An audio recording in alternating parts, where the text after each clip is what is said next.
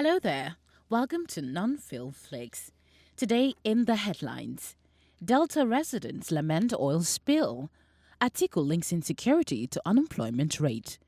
Naval chief connects IPOB's ESN to Anambra killings. Court summons Julius Berger to appear on April 19. Afe Babalola recommends ban for convicted dons.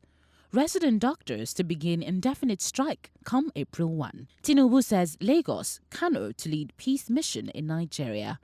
Group demands review of curfew in Gombe State. NAS rates Anambra Airport high, commends government.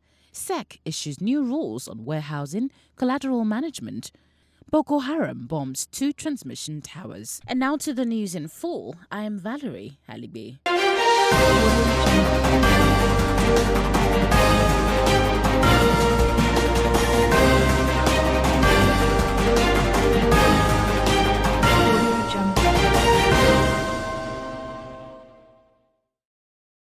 The people of Baramatu Kingdom in Warri Southwest local government area of Delta State have continually cried out over the ravaging oil spill from the facilities of Chevron Nigeria Limited for over 6 weeks now.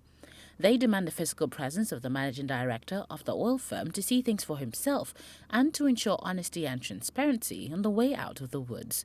They call on the government at all levels, as well as other well-meaning individuals and organizations, to prevail on Chevron Nigeria Limited to do the needful regarding the oil spills that have grounded economic activities in the kingdom for over 6 weeks. Former Vice President ATIKU Abubakar has expressed fear about some economic indices suggesting that the country is slipping into a failed state. He attributed the cause of the nation's current predicament to the decision by the All Progressives Congress-led regime to abandon the people-centered leadership and free trade and deregulation policies of the former President Olusegun Obasanjo administration. He stated further that the rising unprecedented insecurity that Nigeria was facing was as a result of youth unemployment, saying if the country could get about 13.5 million out-of-school children into school, the country would turn the corner in 1 generation. A High Court of the Federal Capital Territory in Abuja has summoned the Managing Director of Julius Berger Nigeria plc, Lars Richter, to appear before it on April 19 to show cause why he should not be sent to jail for contempt.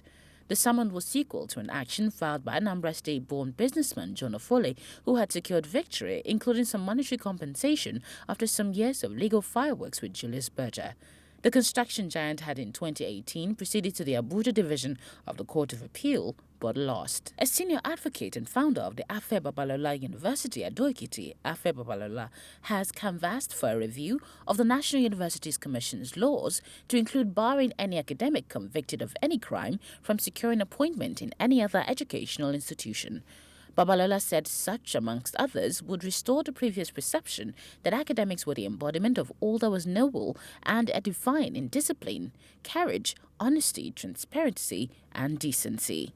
The legal luminary spoke out against the backdrop of the conviction by an Akwa Ibom State Court of Elector Peter Ogban to 3 years imprisonment for electoral fraud. Ethnic nationalities in Plateau State under the aegis of the Plateau Initiative for Development and Advancement of the Natives, PDAN, has raised alarm over the influx of suspected Boko Haram members into Jos and other parts of the state. The association calls on the government to redouble its efforts at stopping the continued marauding activities of Fulani herdsmen so as to curb further killings and kidnappings. Meanwhile, the killing of 2 motorcyclists in Fakari local government area of Katsina State on Sunday led to a protest by residents of the area who disrupted vehicular movement in the area for hours. The Commissioner of Police has since mobilized Division of Police in the area to the community to help pacify the protesters. The Nigerian Association of Resident Doctors, NARD, has threatened to go on an indefinite strike on April 1. According to the NARD president, this action follows the expiration of the 60-day ultimatum to the federal government to pay salary arrears of house officers across the country and review hazard allowance, amongst other demands. The demands also include the sack of the registrar of the MDCN for failure to demonstrate competence in handling of the central placement of house officers, which they say will give room for smooth implementation of the central placement of house officers without further delays. The national leader of the All Progressives Congress, APC, Bola Ahmed Tinubu, has said KANO and Lagos must remain peaceful in Nigeria. The former Lagos State governor insists that KANO and Lagos, which possess common population densities and hold economic growth, must lead other parts of the country on a peaceful mission, declaring that both largest cities in the country must continue to promote unity, tolerance and peace amongst people of divergent background residing in the states to show good example to other states.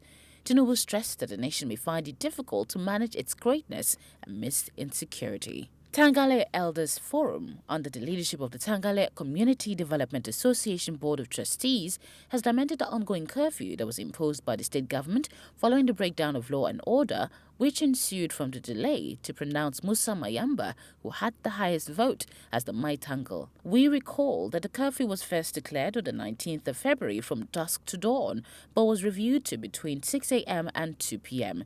The government recently relaxed it on the 8th of March to 6 p.m. While bemoaning the number of arrests of residents, the group demands the release of a district head of Todi and 23 others who were arrested for alleged flimsy reasons. Members of the National Assembly Joint Committee, NAS on Aviation, has expressed satisfaction at the quality of work at the International Airport Umueri, Anambra State. They commended Governor Willie Obiano, who had taken the NAS committee members and other stakeholders on a facility tour around the airport, for embarking on the project. Speaking after the tour, the committee chairman, Smart at DME, said they were impressed with the quality of work, describing the project as a masterpiece which will elevate the status of both the citizenry and the state's revenue. The Securities and Exchange Commission, SEC, has released new rules covering warehousing and collateral management in a bid to ensure a vibrant commodities trading ecosystem, which would in turn boost foreign exchange earnings for the country. According to the rules, every warehouse that stores commodities to be traded on a registered exchange shall apply to be registered by SEC, while the Commission shall maintain a register of all registered warehouses to be published on its website. The rule further requires Fidelity Bond to represent 20% of paid per capital. The rule further requires Fidelity Bond to request 20% of paid-up capital, sworn undertaking to keep proper records and render returns, evidence of minimum paid-up capital of 50 million naira, as well as an application for registration of a minimum of 2 sponsored individuals, one of whom shall be the Chief Executive Officer. 2 transmission towers have been destroyed by Boko Haram in Borno State. The bombing came days after power was restored in Maiduguri and other areas in the state. The affected areas had been in darkness for 2 months following an attack by the insurgents on an electricity tower in January. We recall that the rise in terrorist activities, banditry and abductions across the country has become a source of concern for a lot of Nigerians. And that wraps up our lineup today. Don't forget to hit that like button and subscribe. Do have a smooth day ahead.